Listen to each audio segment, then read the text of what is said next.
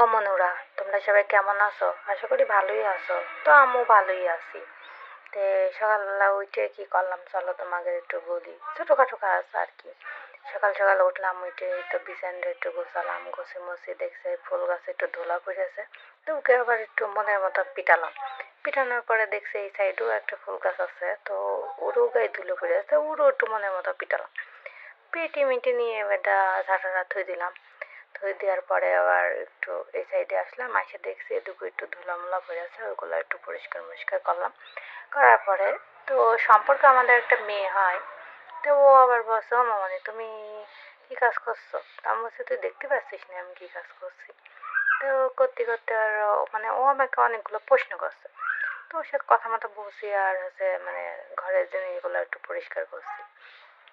আমার আবার ধুলা টুলা পড়ে থাকলে মানে মনের ভিতর কেমন খুদুখুদু করে, যে হচ্ছে সব ধুলা পড়ে রয়েছে।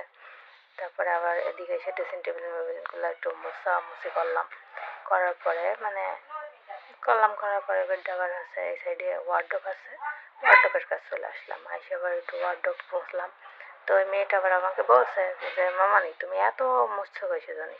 তা আমি আবার ওকে বলছি যে তুমি পরের বাড়ি যাও, তখন বুঝবা যে আছে জিনিস মিনিস কি কি যেন মুছতে হয়, কেন কি করতে হয়, কি করে রাখতে হয়। তারপরে আবার ও আমাকে বলছে যে ফ্যানটা মোছো, আবার ফ্যানটা একটু মুছে দিলাম। দেওয়ার পরে ওর আবার একটা ছোট ভাই আছে, সে আবার হচ্ছে মানে এই গ্লাসে উপরে হাত দিয়ে মানে থুতু দিয়ে একটু করেছে। তো আমি একটু নিয়ে এনে ওইটাও একটু পরিষ্কার করে দিলাম।